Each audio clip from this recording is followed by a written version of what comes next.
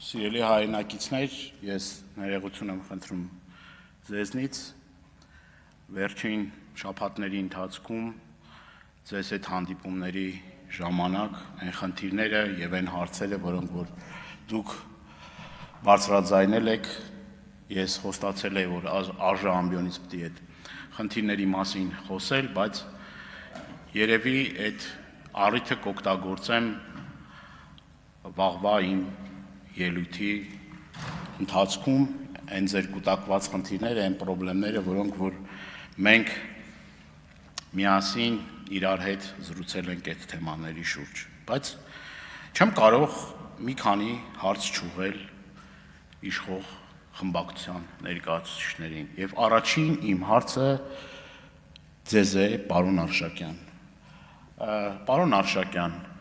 դուք դատական նիստերի մասնակցել եք հեռախոսների թեմայով։ Ձեր գործընկերները այստեղ հեռախոսի թեմայից էին խոսում, ասում էին, որ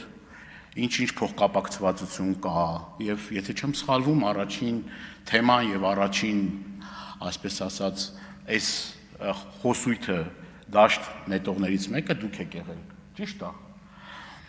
Հուսով եմ առիթը կընձեռնվի ձեզ պատասխանելու։ Ինչ կա այդ դատական գործից։ Այդ դատական գործի մասին միգուցե դուք ստեղ խոսեք, որ այդ դատական գործում պարտվել եք։ Եվ ձեր գործընկերներին ընդհանրապես պետք է ասել, որ կար դատական գործ, եթե չեմ սխալվում, այդ դատական գործում դուք պարտվել եք։ Եթե չի եղել, խնդրում եմ եկեք եւ հերքեք, բայց այստեղ խնդիր չկա։ Բայց ես ուզում եմ նաև մի երկու հարցի անդրադառնալ այդ կոնտեքստում։ Հերիքա գաք այս ամբիոնից, մուննատ գաք, մեր ժողովրդի վրա, ընդդիմության վրա, բարևարկության կանոններ եք, չէ՞, իբր թե հաստատել։ Ուր է ձեր բարևարկությունը։ Ձեր բարևարկությունը չտեսանք։ Ամբողջությամբ մաղձ, թույն, թարախ, խոսելու ոչ ու ձև չունեցող, ամեն անգամ գալ ստեղ,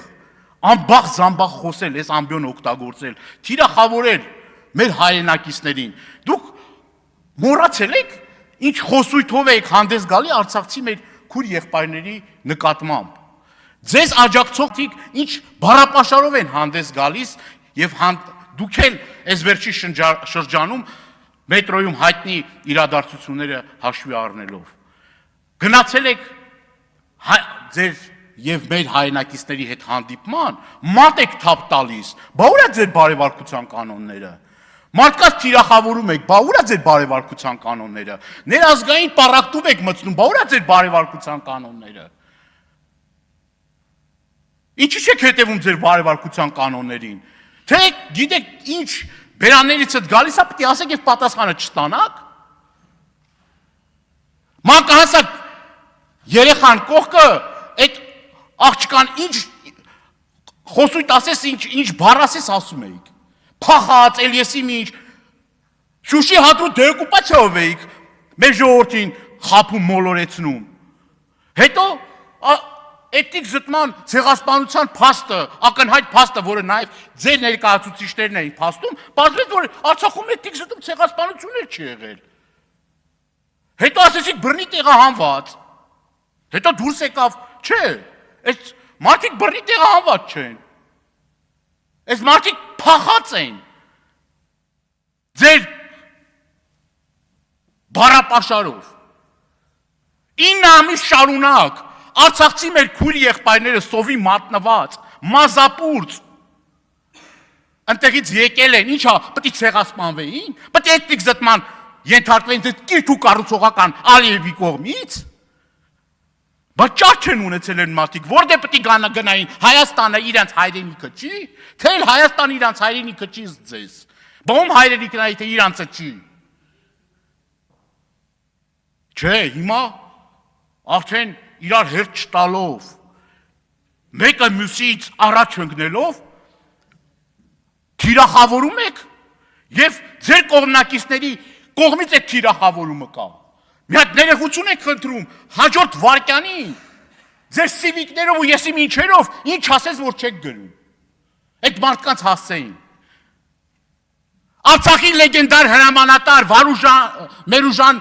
կներեք Մոսյանի աղջկան, մարտական խաչ առաջին աստիճանի ասպետ, որ ամբողջ իր կյանքն ու գործունեությունը նվիրաբերել է Արցախին։ Չէ, ձեր նման է կռվել, որ ապրիլյան պատերազմին մայիսին եք մասնակցում։ Էդ է ձեր կռվելը։ Ու հերիք է ներազգային պառակտում մտցնեք։ Հիմի արցախցիներին կպրտնեք, մեկ էլ սյունեցիներին կսկսեք, շիրակցիներին կսկսեք,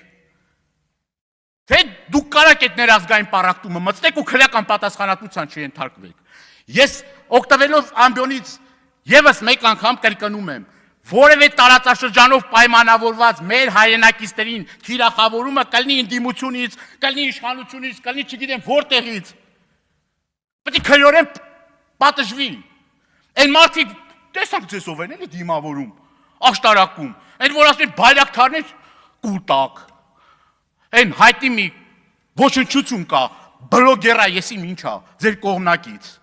որ ինչ ասես չէր թիրախավորում արցախցիներին, ինչ ասես որ չէր ասում, մեր ու մանուկ կոտորվեք, այս անեք, այն անեք, դե տեսնում եք էլի ձեր աջակիցները որոնք են, որ պիտի գար ձեզ դիմավորելու, պիտի ասեք հլա մի հատ հեռացից տեղից, հլա կորիր մի հատ չքվիրս տեղից, չէ, մի հատ էլ բանեք, քարտեզն եք փակցնում, մի հատ էլ շնորհակալություն եք հայտնում, ինչի համար եք շնորհակալություն հայտնում, այդ մարդը պիտի լինի քրեակատարողական հիմնարկում, ոչ թե գար ձեզ դիմավորել, մի հատ էլ ռևերանսներ աներ, այդ նույն մարդիկ են, նույն ջանասիրությամբ ու նույն եռանդով, որ թիրախավորում էին, ջարդում էին մայրաթորի դռները, հաղորդում եմ ներկայացել ոստիկանություն, ոստիկանապետի ներկայությամբ, ասել եմ այս մարդիկ, բարձրացել են խոյակի վրա, ամենալկտի բառապաշարով հանդես են գալիս, քիչ չի, մեզ համար համբյուրելի, մայրաթորի դուռը ջարդում են, այս մարդուն կարգի հրավիրող կա թե չկա, այս մարդը վրա քրեական գործ կա թե չկա, բայց չէ, մերոնց ամեն ինչ, այն որ մեզ ընդդիմադիր է, ինչ գործ ունի ազատության մեջ, ընդդիմադիրը կարա ազատության մեջ ման գա, լայքի համար եք գործից ազատում մարդկանց, մի հատ անշարժ նկարին լայք դնելու համար եք, խոսում եք դեմոկրատիայից, ժողովրդավարությունից, վախի մթնոլորտ եք ստեղծել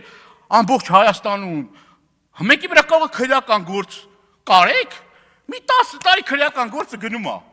կլինի յուրային թե ընդդիմադիր, կապ չունի,